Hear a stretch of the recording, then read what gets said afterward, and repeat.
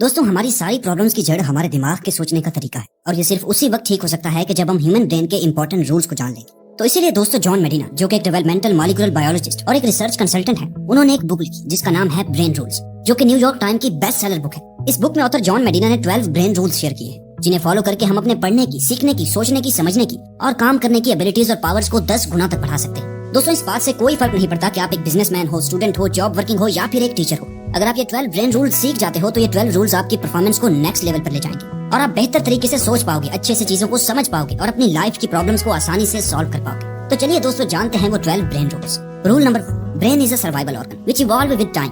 दोस्तों basically human mind सिर्फ और सिर्फ 2 पर्पस के लिए बना है। पहला है सर्वाइवल, यानी कि किसी भी हाल में जिंदा रहना, और दूसरा है रिप्रोड्यूस करना, यानी अपने से आगे अपने जैसे और लोग पैदा करना। दोस्तों वक्त के साथ साथ जिस तरह इंसान की बॉडी में चेंजेस आए, बिल्कुल वैसे ही हमारी सर्वाइवल टेक्निक्स और सोचने का तरीका भी इवॉल्व हो गया है। मिसाल के तौर पर आज से हजारों साल पहले लोग हंटिंग इसलिए करते थे ताकि जिंदा रह सके, ताकि फूड हासिल कर सके, लेकिन आज के दौर में हंटिंग इंसान का शौक बन चुका है। दोस्तों हो सकता है हम फिजिकली सबसे ज्यादा ताकतवर ना हो, लेकिन वक्त के साथ साथ हमने सबसे ज्यादा पावरफुल ब्रेन हासिल कर लिया और हमारा ब्रेन ही हमारी सबसे बड़ी ताकत है और हमारा यही ब्रेन ही हमारे सर्वाइवल का रीजन है। यही वजह है कि दुनिया में कई सारे जानवर खत्म हो चुके हैं और सिर्फ क्लेवर जानवर ही जिंदा बचे हैं। दोस्तों हमारा एक्शंस को एनालाइज करना और जिंदा रहने के लिए दूसरे इंसानों के साथ कोऑपरेट करना ही हमारी सर्वाइवल स्ट्रेटजी रही है, ताकि हमें सर्वाइव करने के लिए और जिंदा रहने के लिए मदद मिले। दोस्तों आप भी इस बात से रिलेट कर पाओगे कि जब आपके साथ वाले यानी आपकी फैमिली और आपके फ्रेंड्स आपके गोल्स को सपोर्ट करते हैं और आपको इनकरेज करते हैं तो आपकी प्रोडक्टिविटी और क्रिएटिविटी भी बढ़ जाती है। लेकिन अगर वहीं दूसरी तरफ अगर कोई आपको सपोर्ट नहीं करता और ना ही आपको इनकरेज करता है कि आप अपने गोल्स अचीव कर सकते हो, तो वो एनवायरनमेंट आपकी मेंटल हेल्थ को बहुत नुकसान पहुंचाता है। आप डिप्रेशन का शिकार हो जाते हो और आपका माइंड भी अच्छे से काम नहीं कर पाता। तो दोस्तों जितना हो सके आपको अपने ब्रेन को स्ट्रॉन्ग करना होगा,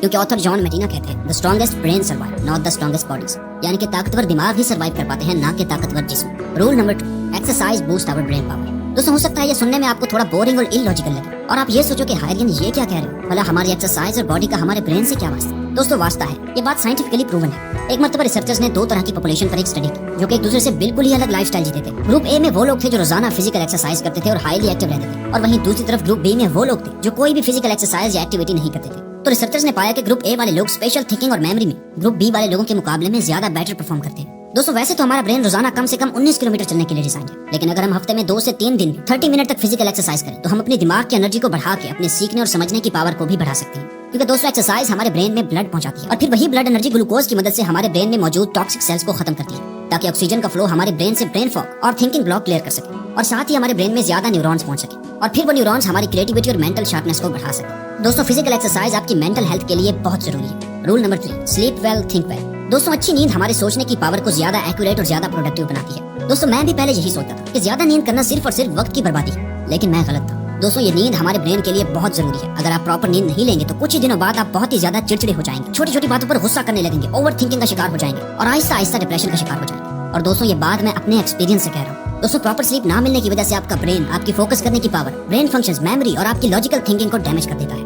दोस्तों एक स्टडी से साबित हुआ है कि नासा के पायलट्स की परफॉर्मेंस सिर्फ 26 मिनट की नैप लेने से 34% तक बढ़ गई थी। तो दोस्तों जब भी आप काम से थक जाएं और आपका सोने का मन करे तो उस वक्त 30 मिनट्स की नींद लेना आपके ब्रेन के लिए और आपके वर्क के लिए बहुत ही ज्यादा बेनिफिशियल साबित हो सकता है। डॉक्टर मेडिना का कहना है कि असल में हमारा ब्रेन सोने के दौरान भी रेस्ट नहीं करता, बल्कि जब आप रात को सोते हो तो उस दिन आपने जो कुछ भी सीखा होता है आपका ब्रेन वो सारी इन्फॉर्मेशन प्रोसेस और लर्न कर रहा होता है। यही वजह होती है कि सोने के बाद हमें ज्यादातर ख्वाब उसी काम के बारे में आते हैं जो हम दिन भर करते हैं। दोस्तों अगर आप अपने अंदर एक प्रोडक्टिव और क्रिएटिव माइंड चाहते हो तो कम से कम 8 घंटे की नींद जरूर है। Rule number 4, stress brain don't learn the same way. यानी दोस्तों हमेशा स्ट्रेस में रहना, ये सोचते रहना कि ये गलत हो जाएगा, वो गलत हो जाएगा, ऐसा नहीं होना चाहिए, ये सब थॉट्स आपके ब्रेन पर एक नेगेटिव इंपैक्ट डालते हैं, जिसके रिजल्ट में आपका ब्रेन और आपकी लर्निंग एबिलिटी दोनों डैमेज हो रही है। दोस्तों आप खुद भी इस बात से रिलेट कर पाओ कि जब आपके घर में कोई प्रॉब्लम चल रही होती है, जैसे कि घर में कोई पेशेंट हो या फिर आपकी फाइनेंशियल स्टेट बहुत ही खराब हो, तो उसका असर आपके काम पर पड़ता है। ना आप अपने काम पर अच्छी तरह से फोकस कर पाते हो और ना ही आप अपनी स्टडीज में अच्छी तरह से फोकस कर पाते हो। आपकी प्रॉब्लम्स और स्ट्रेस का असर डायरेक्टली आपके ब्रेन की थिंकिंग पावर और अंडरस्टैंडिंग पर पड़ता है। इसलिए दोस्तों कोशिश करें कि आप अपने आप को काम और कूल रखें। Rule number 5, every brain is wired differently.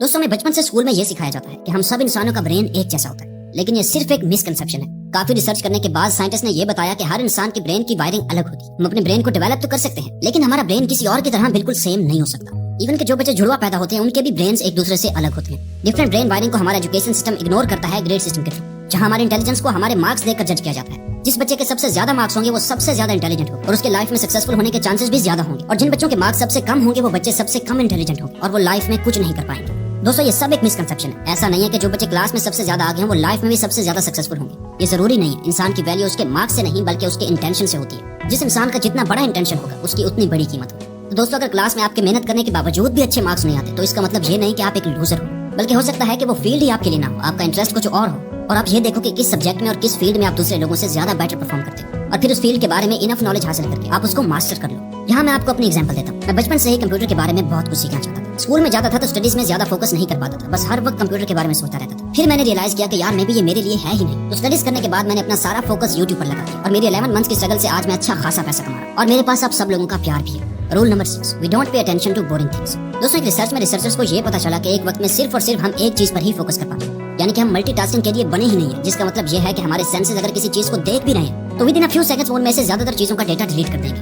ताकि हमारा ब्रेन एक ही चीज पर फोकस कर सके। रिसर्चर्स कहते हैं कि अगर हम किसी भी चीज पर अटेंशन बनाना चाहते हैं तो हमें इमोशनली अराउज होना चाहिए। इसीलिए दोस्तों, हमें टीवी पर दिखाई जाने वाली एडवर्टाइजमेंट इमोशनल होती है, ताकि वो हमें याद रहे। Rule number 7, repeat to remember. दोस्तों, अगर आपको मेमोरी की प्रॉब्लम है तो ये ब्रेन रूल आपके बहुत काम आने वाला है। दोस्तों, हम अपनी रिमेंबरिंग स्किल्स को इंप्रूव कर सकते हैं अगर हम उस इन्फॉर्मेशन को उसी एनवायरनमेंट में रिकॉल करें जिस एनवायरनमेंट में हमने उसे याद किया।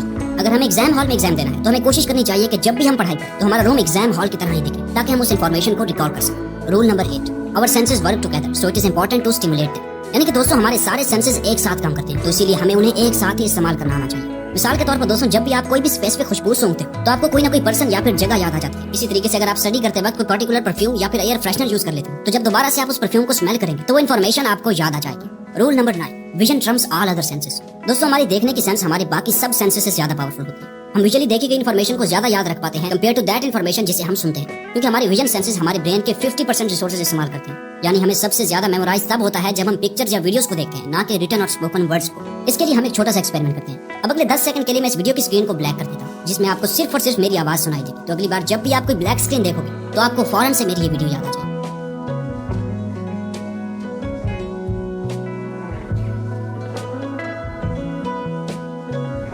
Rule number 10, male and female brains are different. दोस्तों, एक बार रिसर्चर लैरी केहिल ने मेल्स एंड फीमेल्स को एक हॉरर मूवी दिखाई और ये पाया कि वो मूवी देखते वक्त मेल के ब्रेन्स का सिर्फ राइट हेमिस्फीयर काम कर रहा था और लेफ्ट हिस्सा बिल्कुल स्टेबल था, वहीं फीमेल्स का लेफ्ट हेमिस्फीयर काम कर रहा था और राइट हिस्सा बिल्कुल स्टेबल था, जिससे उन्हें ये पता चला कि मेल्स एंड फीमेल्स का स्ट्रेस हैंडल करने का, सोचने का और काम करने का तरीका बिल्कुल डिफरेंट है। और काफी रिसर्चेस के बाद पता चला कि फीमेल्स में मेल्स से ज्यादा कम्प्लेक्स डिप्रेशन और नर्वसनेस होती है। Rule number 11, we are powerful and natural explorers. दोस्तों, इस ब्रेन रूल के अकॉर्डिंग हम इंसानों का ब्रेन एक क्यूरियस माइंड है। ऐसा हम इसलिए कह सकते हैं क्योंकि दोस्तों, हम पैदा ही प्री प्रोग्राम होते हैं, यानी कि ये क्यूरियोसिटी हम में नेचुरली होती है। इसीलिए दोस्तों, छोटे बच्चे हमेशा अपने सराउंडिंग्स के बारे में बड़ों से सवाल करते रहते हैं। यानी कि मतलब ये हुआ कि हमारा दिमाग नेचुरली चीजों को एक्सप्लोर करने और एक्सपेरिमेंट करने के लिए ही बना है। तो दोस्तों, अगर ये वीडियो आपको अच्छी लगी तो वीडियो को लाइक और चैनल को सब्सक्राइब करना मत भूलिएगा। Thank you for watching.